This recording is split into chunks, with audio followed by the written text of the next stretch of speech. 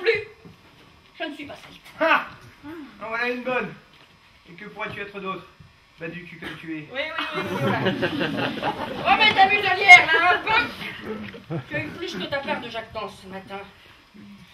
Eh bien, si tu tiens vraiment à le savoir,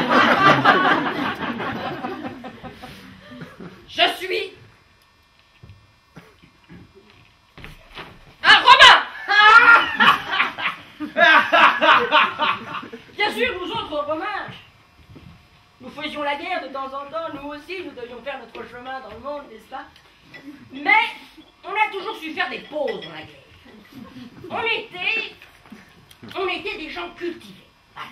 Par exemple, on mangeait jamais assis. Ah non, non, on s'allongeait sur un divan. Ah bah c'est tout autre chose, hein. Pardon. Notre ami, le poète Horace,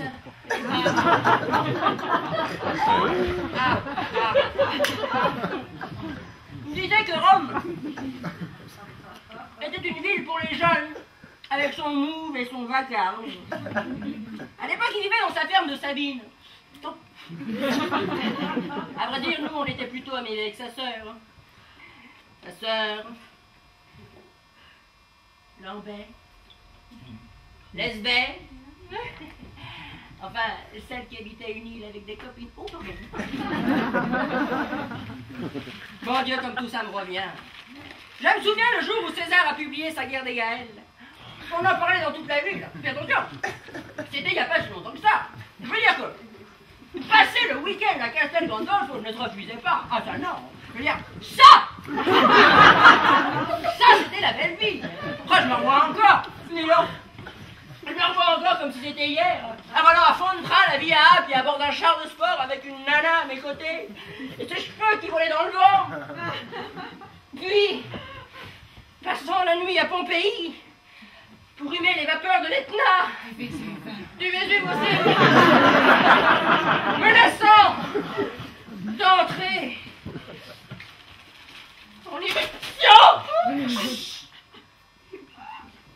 Mon truc à l'époque, c'était les chevaux. Et j'étais chroniqueur hippique. Oui, oui. Ah. Alors que le char de tête prend le dernier virage ici au Colisée, qui mène le peloton. Ah, mais bien sûr! Bien sûr, hein?